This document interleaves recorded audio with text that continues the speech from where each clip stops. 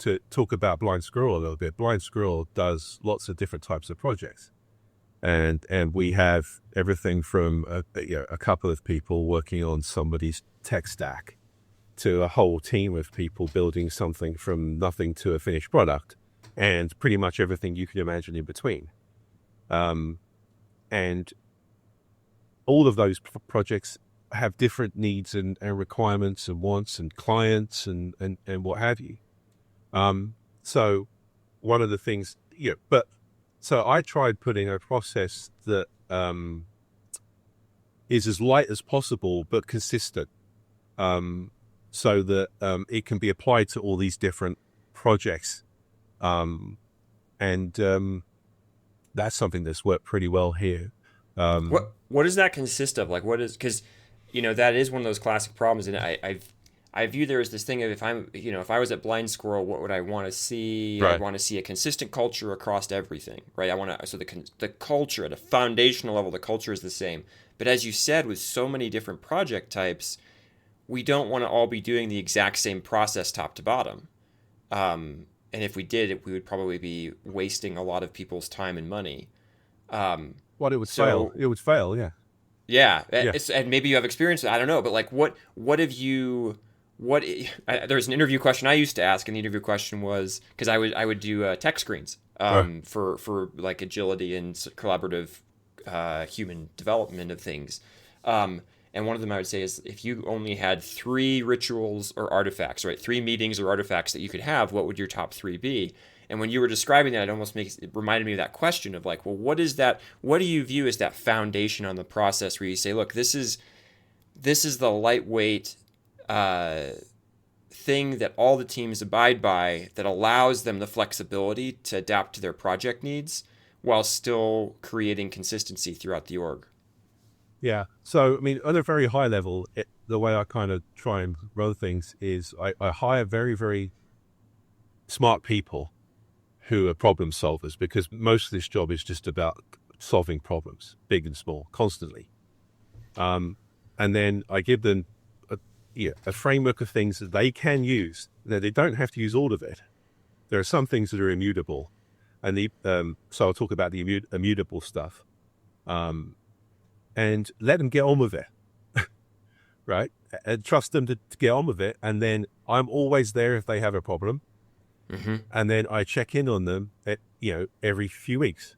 It's like Scrum in that sense. I like Scrum a lot. I like the sprint format. I like having an iteration of software, and that's what I encourage. Is build something, play it, have a plan. Always have a plan. Doesn't matter how complex the plan is. In fact, the lighter the better. So then you just get started on something, right? Build it and then keep iterating and keep changing the plan. I mean, that's the Scrum essentially.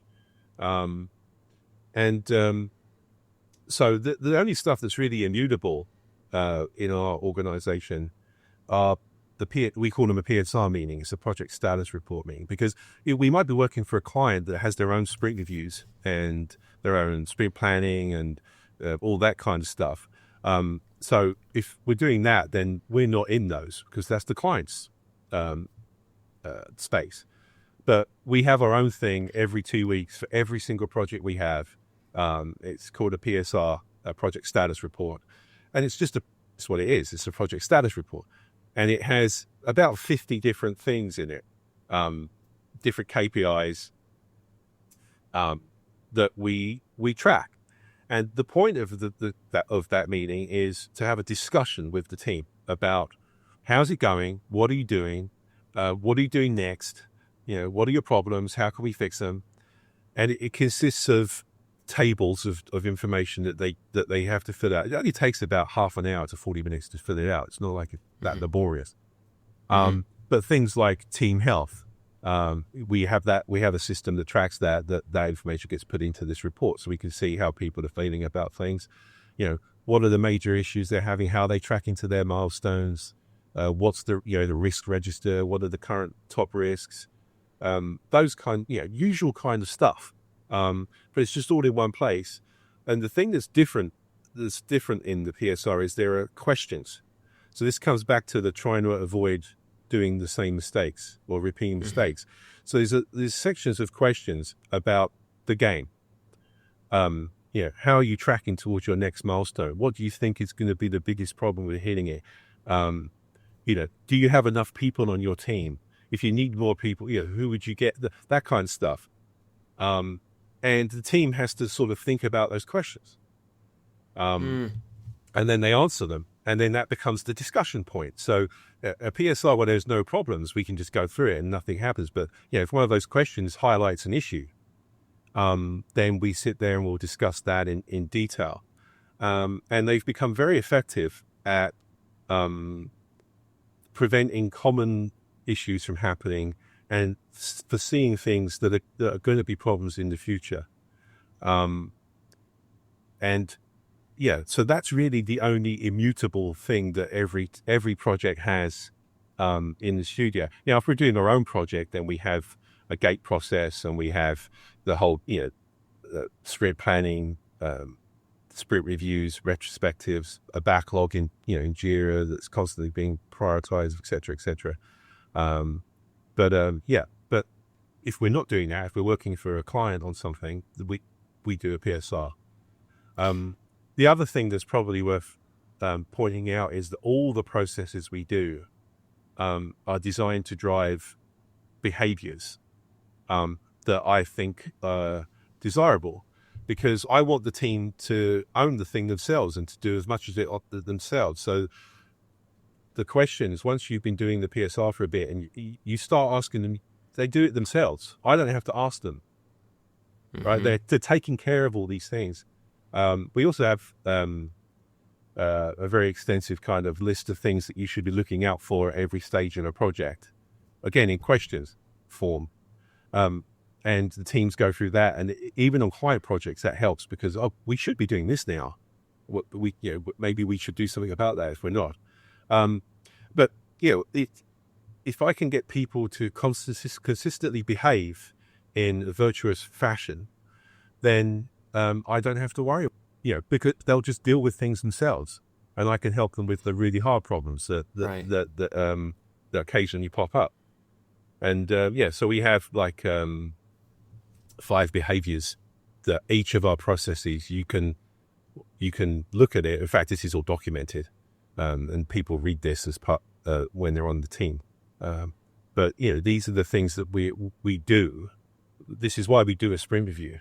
This is why we do sprint planning. This is why we do PSR. And these are the behaviors that these different things are trying to engender in people. I love that. There's a tie back to value. Now, I also want to play devil's advocate a little bit, because I think that there's going to be 2 different responses, or a spectrum of responses with 2 different extremes. One is, I think the thing that I thought of is, I've often encouraged leaders, hey, part of the role of leadership, and I view production as a fundamentally leadership role. Yeah. One of the things you need to be doing as a leader is setting aside time to think. You have to be to what you said around, you need time to think about what problem you're facing and then how you might solve it. And when you were going through the PSR, and you especially were calling out these questions, these are the questions we ask. It's almost like, hey, look, I'm kind of forcing you to think about where your project is at instead of just copying some metrics over, like, oh, velocity was 74 and like this was blah, blah, blah, and here's the size of the backlog. Like, I don't have to actually process any of that. I just copy things over and now I've got my report, versus having to answer a question like, what do you think is the biggest risk your project is facing? And going like, what do I think the biggest risk my project, and I have to, and so there's almost this thing where the PSR is something that's jumping people to think themselves about where things are at. So on the one hand, I think you might have people go, wow, that sounds like a really clever system. And even what you were saying, I don't know if it's in the PSR, but that idea of at different phases of the game, I look at a different set of questions and like, hey, are you doing this? Hey, are you doing this? Hey, are you doing this? To help guide and spot those problems. And it's, again, we've learned from experience that when we're in pre-production, we should probably be thinking a little bit about release process, and people tend to forget it because they're in pre-production, but it's good to have that, like, and so you get that sort of thing in, and it's like it's a reminder, and as people go through now. So that's one side, right? Going at that, and they're going like, oh, that sounded really cool. On the other side, I'm gonna take on the critical perspective of, wait a minute, I've been in the world where I had a sprint report that I had to do every 2 weeks, and that was such an unbelievable waste of time. It felt like, just in so many ways. I'm sitting there, and it's like, maybe it even had questions, and I'm like, oh, am I red, green, yellow? And like, everybody's green or yellow. No one's ever red. And if you ever go to yellow, then you get, messages from the senior producer or the executive producer. Somebody's gonna give you a hard time, and like, why didn't you complete your sprint points this week like you were supposed to? And like, and so I see the other person who goes, oh man, spending 40 minutes a week every 2 weeks or whatever it is, like you said, the PSRs every 2 weeks.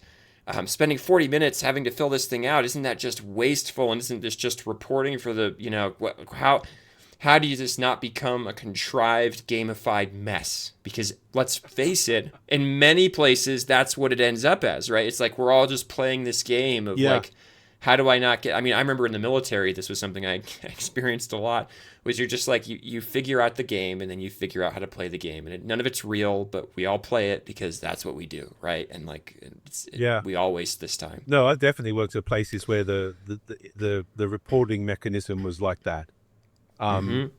Well, there's lots of different responses to that.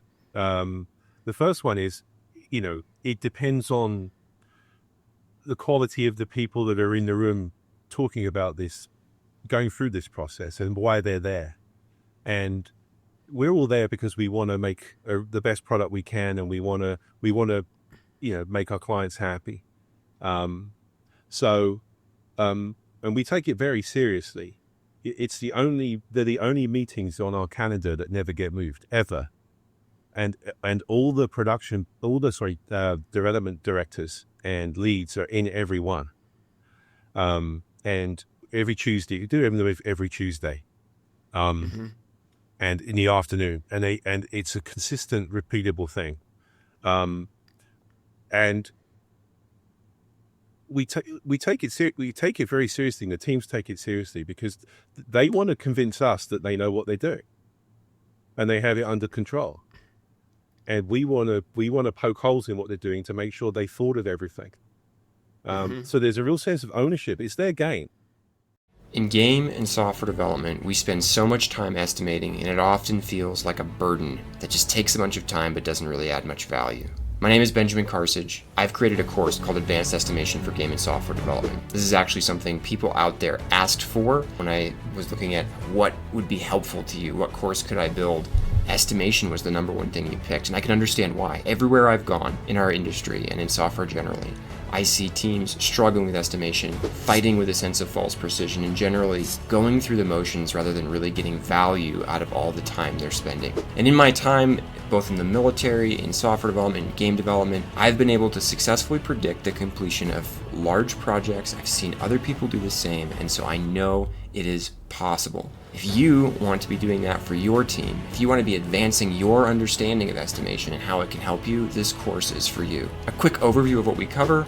We start by discussing the state of estimation today, why it's so challenging, and why are we all doing it and continuing to do it even though it doesn't seem to add that much value. Second, we talk about calibration, how we can become better calibrated estimators and train others to be the same. Third, we talk about how to get ready to estimate. Who should be estimating? What are we actually estimating? How do we set up ourselves to succeed and to avoid the individual biases and fallacies that prevent our estimates from being good? Finally, at least for early access, we talk about tools, techniques, the approach.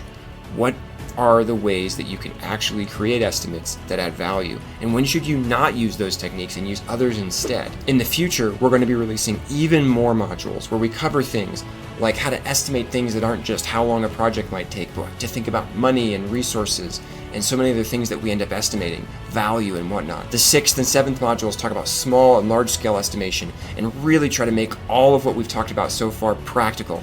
And those modules will be coming in the future. For right now, we're focusing on those first 4. And as a result, we're keeping this course in early access at a lower price. As more modules come out, that price will go up. So get it today while it is as low as it'll be, and you will get all the future sections as well as those first 4. It's already 15 hours of content and more than 20 worksheets, templates, and examples for you to take away. I also interject stories from my own experiences, both failures and successes, of how estimation has gone well and poorly and what you might be able to learn from those things. So there's a lot of tools here, there's a lot of resources. This is a problem we're all facing because we all spend so much time doing this, and I think we get way too little value out of it. I think we could be spending less time and getting more value and really helping our teams succeed, creating the software, the games that will really please our audience and players.